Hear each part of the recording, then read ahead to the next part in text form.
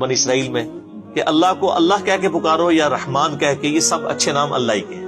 وہ اللہ نے اصل میں ان کا رد کیا تھا۔ اس نے کہا جی یہ بسم اللہ کو نہیں، آپ بِاسْمِ کا اللہم لکھیں۔ نبی الاسلام نے فرمایا ٹھیک ہے جی، کاٹ کے بسمی کا اللہم لکھ دیتے۔ اللہ گالتے ہوئی سی۔ اچھا، پھر اس میں لکھا گیا یہ جو ہے وہ محمد رسول اللہ صلی اللہ علیہ وآلہ وسلم اور مشرکین عرب کے درمیان معاہدہ ہے۔ اس نے کہا جی ہم تو آپ کو اللہ کا رسول مانتے ہی نہیں ہے، اگر رسول مانتے ہوتے تو آپ کے ساتھ لڑائی کرتے ہم، تو آپ اس کو محمد ابن عبداللہ کرتے ہیں۔ سیدنا علی چونکہ آپ کے کاتب تھے تو نبی علیہ السلام نے سیدنا علی سے کہا کہ یہ تم نہ کاٹ کے نا تو محمد ابن عبداللہ کرتے۔ تو سیدنا علی نے قلم پھینک دی، کہا یا رسول اللہ میں تو آپ کا نام نہیں کاٹ سکتا۔ یہ نہیں محبت فرماتے، یعنی فرت محبت میں تھا۔ نبی علیہ السلام نے بھی اس کو برا نہیں منایا۔ آپ نے فرمایا اچھا یہ قلم مجھے دو، مجھے بتاؤ کہاں لکھا ہوا ہے۔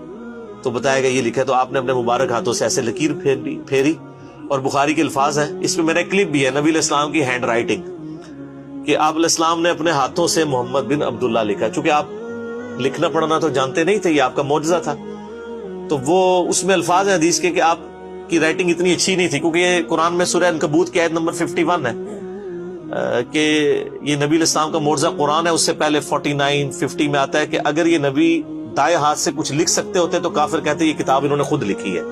تو یہ آپ کا معجزہ تھا کہ آپ امی تھے۔ بہرحال معاہدہ لکھا گیا، اس کے اوپر یعنی سگنیچرز بھی ہو گئے۔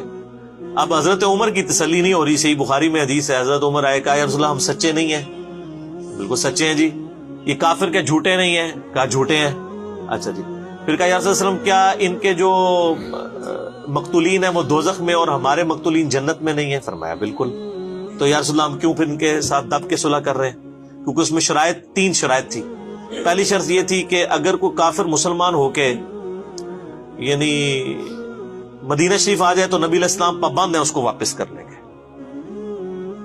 لیکن اگر کوئی مسلمان واپس آ گیا مکے تو مشرکین عرب اس کو واپس نہیں کریں گے، یہ دوسری شرط تھی۔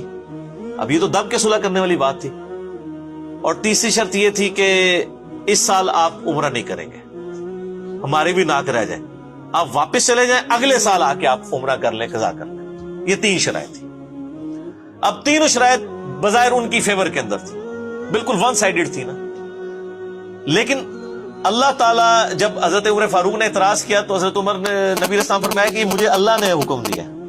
اب نبی جب اللہ کی وحی کے ساتھ کوئی کر رہا ہے اس پہ تو کوئی اعتراض نہیں۔ بال حضرت عمر کی تسلی نہیں ہوئی، آپ اس خاموشی سے نکل گئے، جا کے حضرت ابوبکر صدیق رضی اللہ تعالیٰ سے جا کے کہا کہ یہ دیکھیں ایک صلح کر لی۔ تو حضرت ابوبکر نے پھر حضرت عمر کو ڈانٹا اور کہا کہ وہ اللہ کے رسول ہیں۔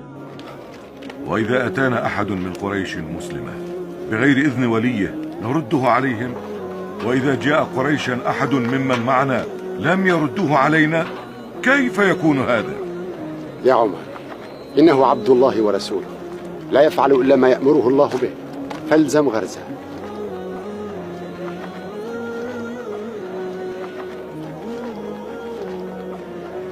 اور حضرت عمر کہتے ہیں مجھے پوری زندگی میں نے بڑا صدقہ اور خیرات کیا ہے کہ اس دن مجھ سے نبی علیہ السلام کے ساتھ مس بہیو جو کیا، حالانکہ اس میں مس بہیو کوئی بھی نہیں تھا، لیکن ظاہر ہے کہ وہ جو شریف انسان ہوتا ہے وہ تو سمجھتا ہے کہ نبی کا مرتبہ کیا ہے، وہاں تو آپ آواز بھی اونچی کریں تو اعمال غارت ہو جائیں گے۔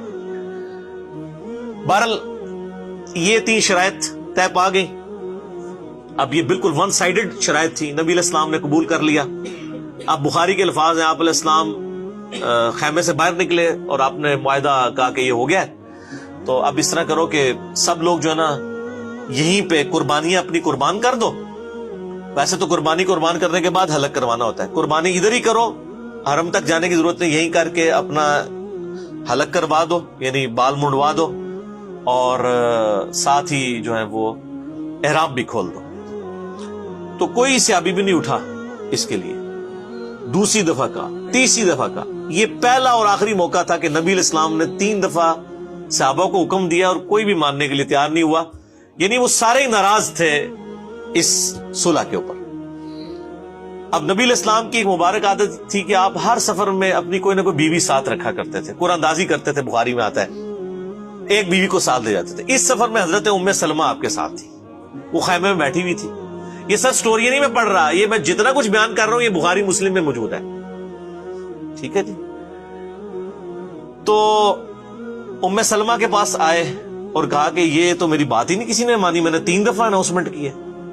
تو ام سلمہ نے پھر بڑا زبردست مشورہ دیا. انہوں نے کہا کہ آپ ان کو چھوڑ دیں، آپ سب سے پہلے اپنی قربانی خود قربان کریں، اپنا حلق کروائیں اور احرام کھول دیں.